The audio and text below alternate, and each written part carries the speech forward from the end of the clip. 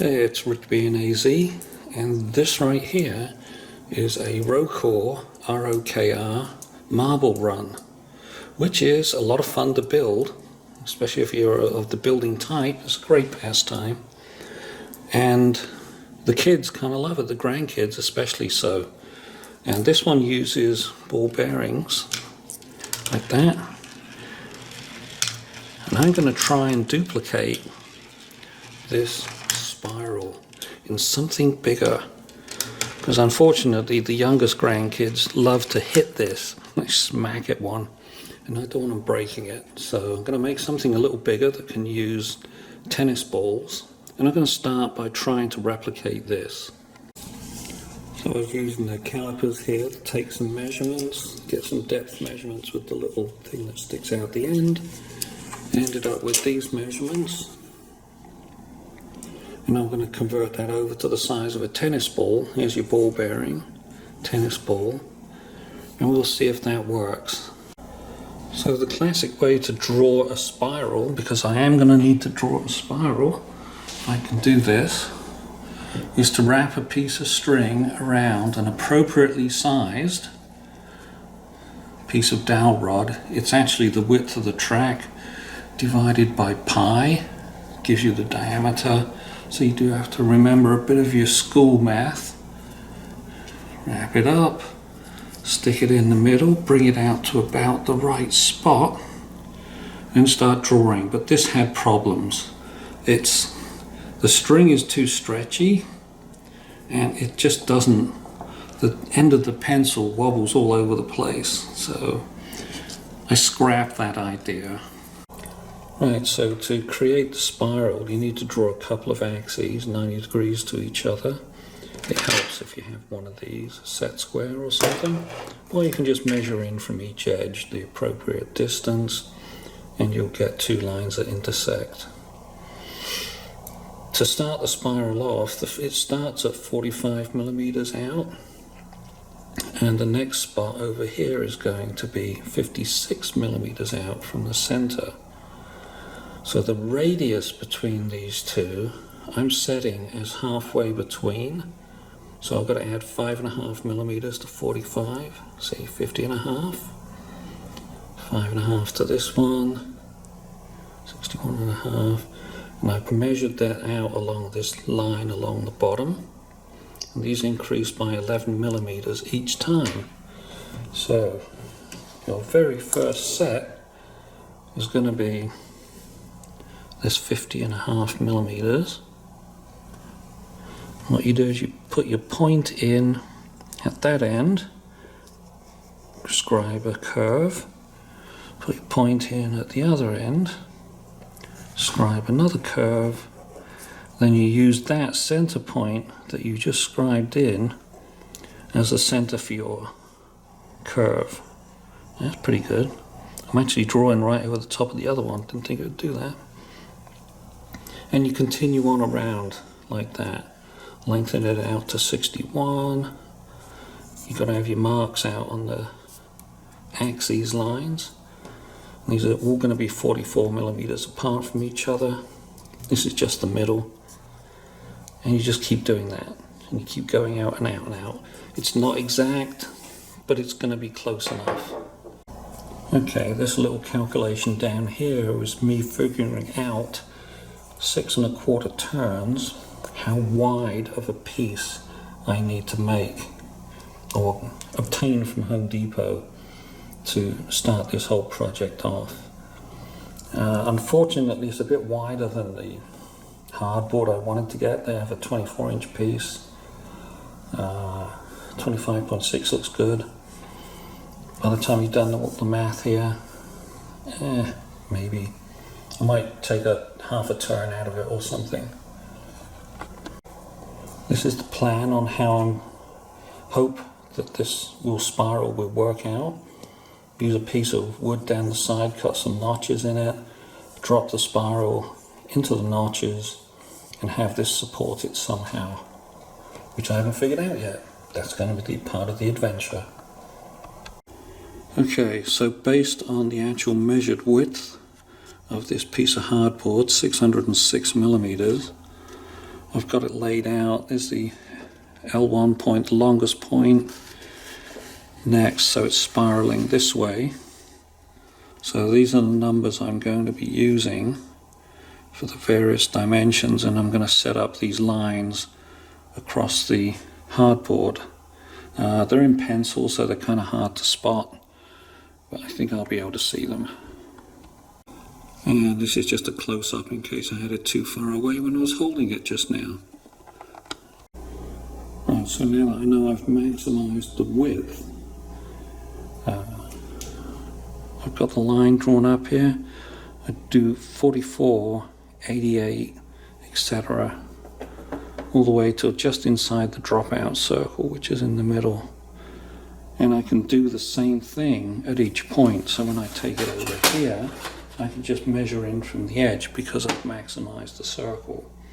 44, 88, etc. So the next bit is we're going to try and draw the arcs for the spiral.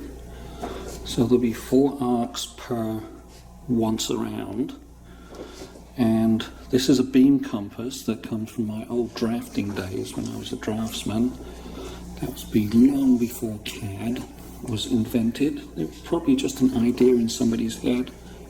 But the first thing we've got to do is mark out where we want the stuff. So here's a spiral chart. So I'm starting at the outside at the longest dimension. This is the next one for the next section. So that's the first one is this length, next one is this length. Then we're going to divide that by 2 to get that 319.5, and that's going to be the radius we're going to have. And then to help me out, I've got a line drawn along here. So I'm starting here, I'm going out 319.5, making a mark. Then I'm going to come back every 11 millimeters because that's how much this is going to shorten for each of the next arcs. So it's not particularly obvious on the layout board, so I'll show you here. So you swing an arc, that 319.5, from that point. It makes an arc here because it's a little shorter than that. And you swing an arc from here and it goes past that line and makes it here. That point where they cross over, that is the center point for your arc that you're going to draw around here as part of the spiral. And you keep doing that for each of these 4 points. You end up with 4 spots, and you'll probably end up in the same position over and over again. Okay, so here we go, the first curve. Again, it's really hard to see on the hardboard. It may drop off. No, it's staying on, good. That's the first curve. Now I reduce it by 11 millimeters and we do the next one. Okay, I have to go over this pencil line with a felt tip marker. Otherwise I won't be able to see it when I'm cutting it. But I can leave all the other lines as just straight construction lines. Okay, well it does seem to be working. Just a little tedious having to draw over these lines, but it's getting the spiral in. There's the finished spiral drawing. I think it looks pretty good. Okay, it does seem to be cutting pretty easily. It's thin hardboard.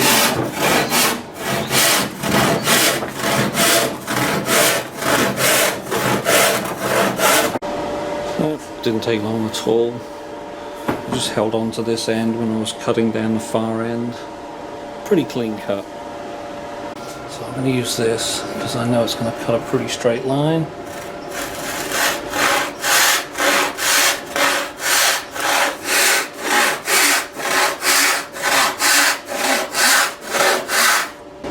And there it is. Cut. Squeeze that into the bin. And we're ready to go in the spiral. Okay, so the plan with the jigsaw is I will cut in here, turn it, and then go go around to about here, and I'm going to move this whole thing around so I don't cut through the workbench. And try and see if I can finish off the cut.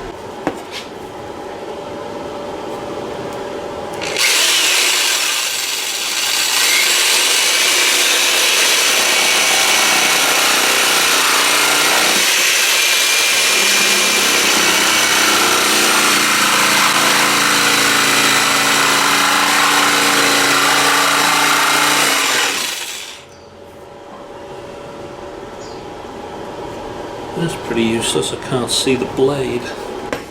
Okay, so I took out the little plastic guide that was in here, so it's now just sawing freely, and I can actually see the blade now, so it's just working a lot better. I have to take the blade out. This pops out easily.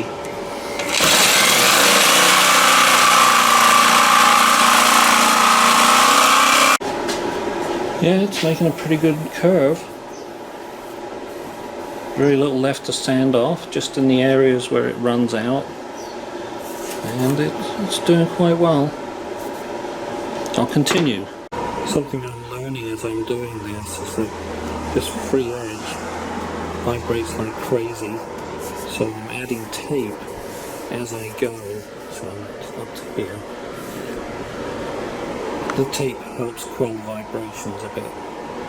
Well, it looks like I've run out of room for a simple clamp, so I do have some of these, so I can go a little bit further in, but it's not going to help when I get all the way down to the inside. But I have another idea, so when we get there, I'll see if that one works too. So from this point onwards, I've got this other clamping method, just a 2x4 clamps on each side. I think that will stop it moving. Okay, getting close to the center here, and my cutting accuracy on these tighter inside radii is definitely not as good as it was on the outside. So I drilled a small pilot hole here for this Red Devil, are they called? I can't remember. One of these drills, they're pretty darn good. They drill fast, they drill circles. Here we go.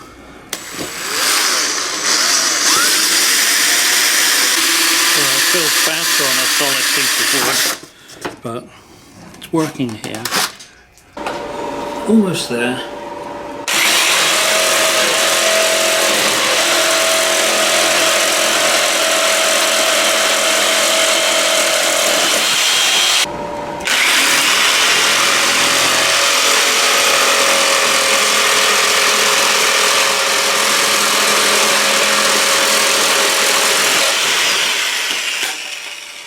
There it goes. Okay, well, I'm going to call that success. Got the spiral made. It's pretty flexible, so all I have to do is make the side supports for it. Okay, so here's my first design, support for the spiral. I'm going to need 4 of these. And when I was doing it, I ended up doing something like this, and this is what, 2x1 or something. Very difficult to sort these out, get a good one. Ended up with 7 instead of 6, but that's okay because I'm going to need a rail of some kind. So we'll see if that works. As I said, first try, we'll see how it goes. In the end, what I did on these is I calculated the distances here. So I just marked them along this side and then transferred them across. And I've got a piece of cardboard cut at the right angle so I can do all these angular cuts. So for the sawing process, I went along the line and cut across until I hit the other line. Then I started the top line and gradually turned it till it was vertical and went down. Now I've got to check the depth on both sides so I get to the same place. I'm going to use an offcut piece so that I know that when I've got the right width in here, I'll have the right depth. Well, looks like a okay job. It's fairly consistent. Let's check the depth on it. It's got to get to the line, the 3mm line I put on it. Looks about right. So I think that one's good. I'll just proceed to the next one. Okay, I'm changing the technique slightly. This is an offcut from the end. So I'm putting it on here.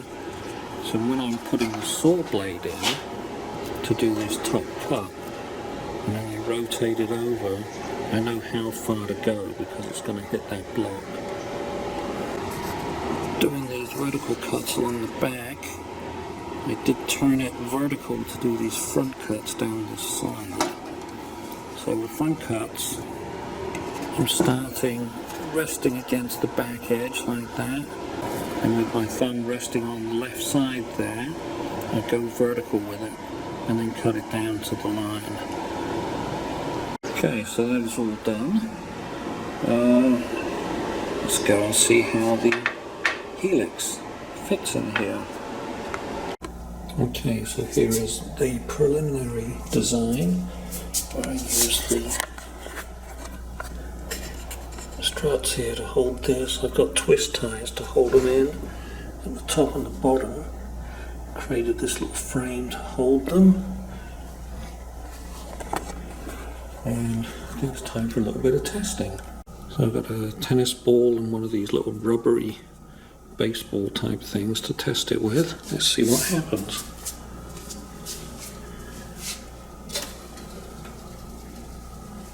Yeah, it's slowing down. Yeah, almost makes it. Here's the heavier, this is heavier. It's also bigger. It also is slowing down. Pretty well all the way down there. I think I do need to change the design and make it a bit steeper.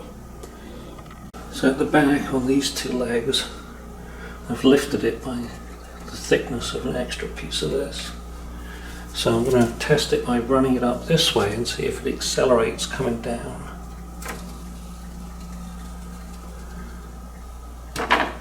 And it does seem to accelerate, so that's good. Yeah, that one had a bit of trouble. This one does seem to accelerate. Okay, let's turn these on edge so I get a bit more lift.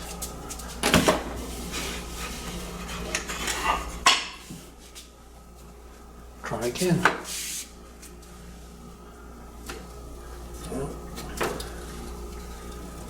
Yeah, it's definitely accelerating as it goes down.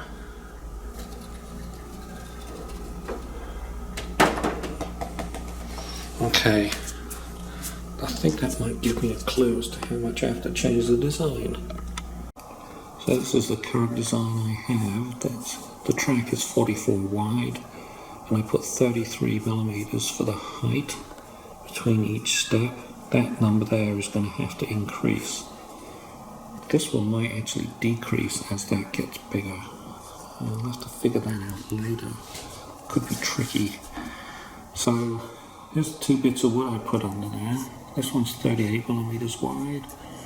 This one's 19mm thick. Yeah, it's 1.5 by 3/4. This one definitely got things accelerating. This one kind of worked too. So I'm thinking it's a bit thicker than the 19. So either an extra 25 or 30mm. Maybe I'll just take this to 60. That might do the trick.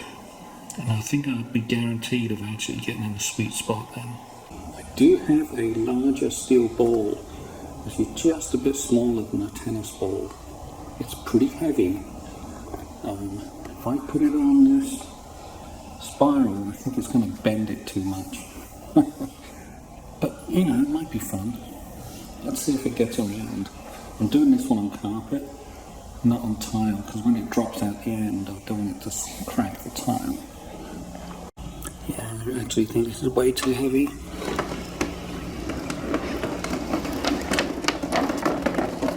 Oh, it does go down, but when I try it on these with less support, it just sags and falls off. Alright, let's try it on this higher one. Yeah, didn't like that at all, just fell off. of the original plan, I just made these grooves on this piece the same depth. But once it was assembled, I discovered that, yeah, these bottom ones don't slide into the grooves, they just miss. So under the new plan, as well as, I said I was going to do a 60, I can't do that, it's too big for the tennis ball, 50 step between the levels of the spiral. I also took into account the spiral itself, that when you open it up, the outside radius actually gets smaller, which is what all this shenanigans here is about. It's my attempt at calculating how I should try to adjust the depth of these grooves. So what I did is I assigned a value of X for the grooves, went through some calculations over here for the smaller ones, came up with a number. So what I'm going to do is I'm going to step the groove depths differently, so they'll be deeper towards the center of the piece of wood. You know, these numbers 2 and 3, and then the other grooves will be closer to the 3mm. Okay, so I'm using 2 of these side supports.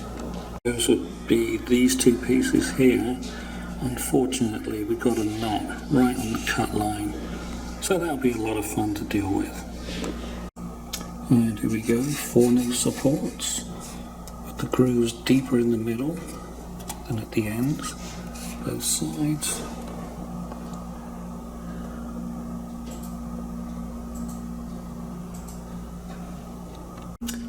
Okay, so here is the mostly finished. I still have to put a guardrail around the top so I can roll it in from this direction and a support under here. So we'll start it here. This is the heavy ball.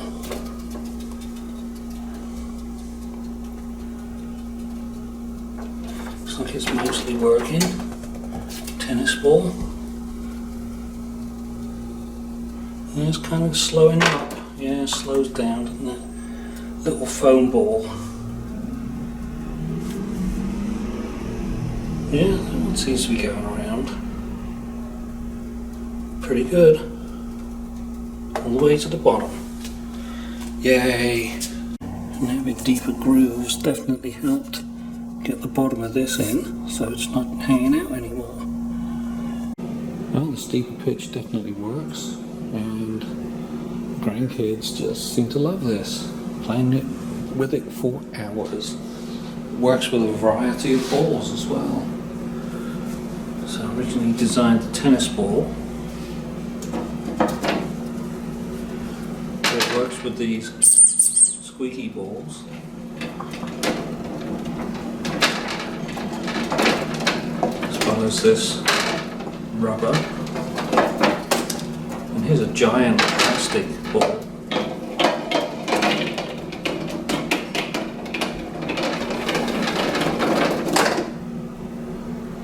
Works great.